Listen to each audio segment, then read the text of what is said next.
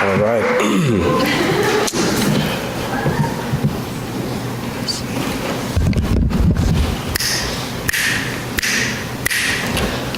Hello.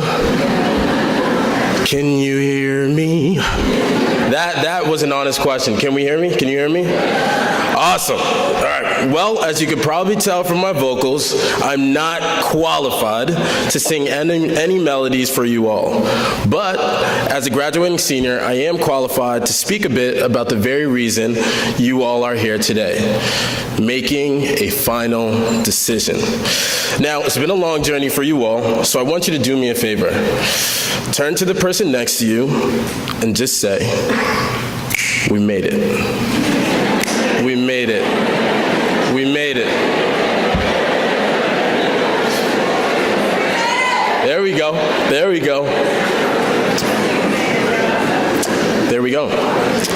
But back to the reason you are here today, making a final decision. 4 years ago, I was in the same old boat. Don't believe me? Well, let me take you through a Google chat conversation between me and an impactful advisor of mine, Mr. Orocho. It's April 30th, 2012, one day. Y'all know what I'm talking about. One day before decision day. And I sent him a message at 11:45 p.m. Yeah, I know, I'm tripping. Hold on. Senor Orocho. Hey, Calvin, I know it's late, so I won't keep you up. What did you decide? What felt like home? Like many of you, I was debating where I'd be calling my home away from home for the next 4 years. To help me think this through, Mr. Orocho then asked, where do you think your potential would be maximized? Your whole person, your spirituality, thirst for learning, love of law. I replied, from what I heard from the admissions officer, Georgetown. By 12 a.m. in the morning, Mr. Orocho gave me one last piece of advice. Quote, go with your mind and your heart. Go to the place that will take care of your mind, body, and soul best. I am so very proud of you. Go rest. It's late. It was late. With those words, I continued to think about my decision and why my heart's potent attraction to Georgetown was so difficult to digest. Before that day, I had never been to Georgetown. I'd never even been to DC. In fact, it was my guidance counselor, Mr. Chris Barnett, who put Georgetown on my radar 4 years ago with great faith that it would provide the cultivation I needed. In a very everything comes full circle sort of way, Mr. Barnett's wife, Heather, and daughter, Egan, or are we? There they are. There we are in the audience right now. Nonetheless, it was Mr. Barnett, Mr. Orocho, and other mentors like Mr. Castano and Kate Levine who said, if you're going to decide on a school, make it an informed decision. So, on April 30th, we came to visit Georgetown, and on May 1st, as last minute as you could possibly get, my heart had spoken, and I rushed into Mr. Barnett's office to announce my decision to become a Hoya. From that day forward, I've had no reason to look back.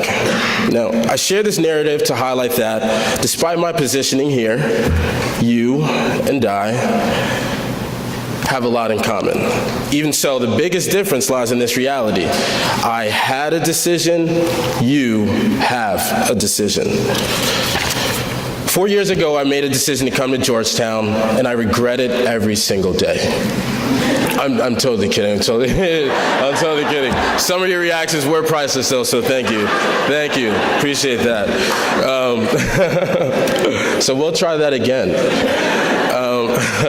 4 years ago, I made a decision to come to Georgetown, and it's been the most cultivating 4 years of my life.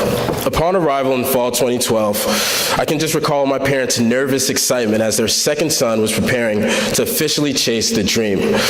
Or better yet, their dream. A dream that one day their kids would have access to the type of education unimaginable to them when they were in Haiti. In retrospect, the outcome of this decision I made 4 years ago can be likened to a dream. My Georgetown experience has been quite unimaginable. I will miss the thrill of jogging to the White House on Election Day alongside every other college student in DC. I will miss randomly walking by prominent figures like White House Chief of Technology Megan Smith and King Felipe of Spain. I will miss the watch parties in the Healy Family Student Center, whether they be the Oscars, Georgetown basketball games, or a presidential debate.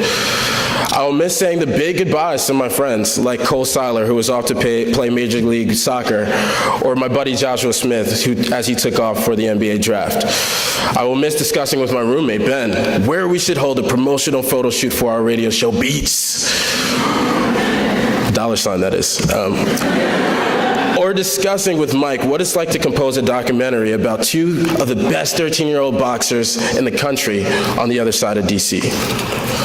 Most of all, however, I will miss having this ideal space to learn inside and outside the classroom. Georgetown is home to some of the most brilliant people, professors, students, and employees alike.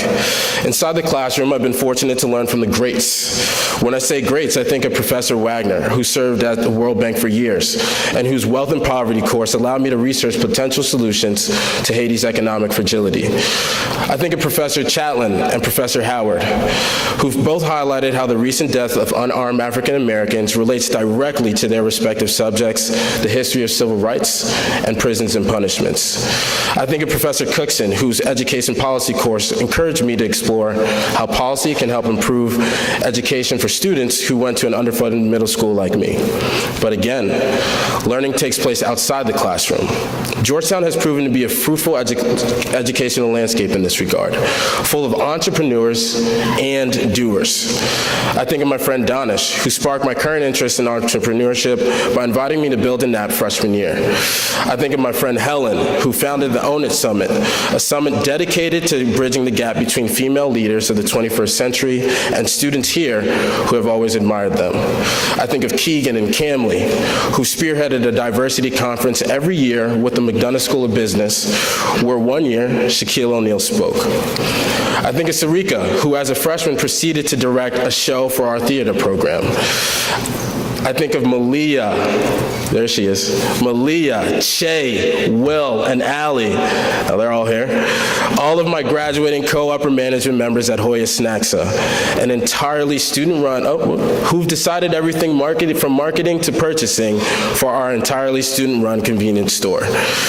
I think of my co-members of the Lecture Fund, who've successfully negotiated contracts and invited remarkable speakers, like ESPN's Stephen A. Smith, I'll take credit for that one, world-renowned ballerina Misty Copeland, entrepreneur Peter Thiel, and the actual Spotlight team that inspired the Oscar award-winning film.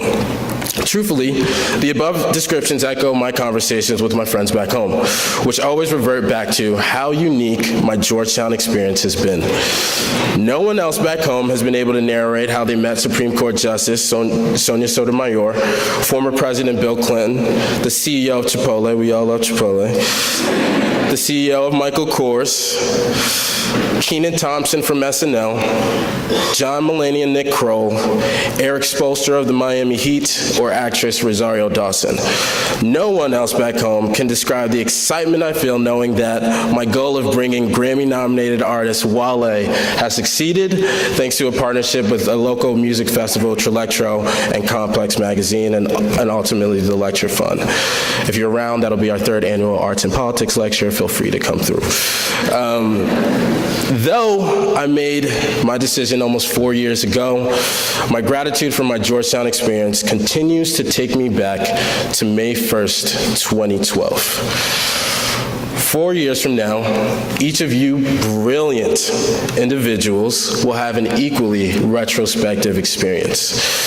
And it is my hope that you'll be doing so as a fellow Hoya. Thank you.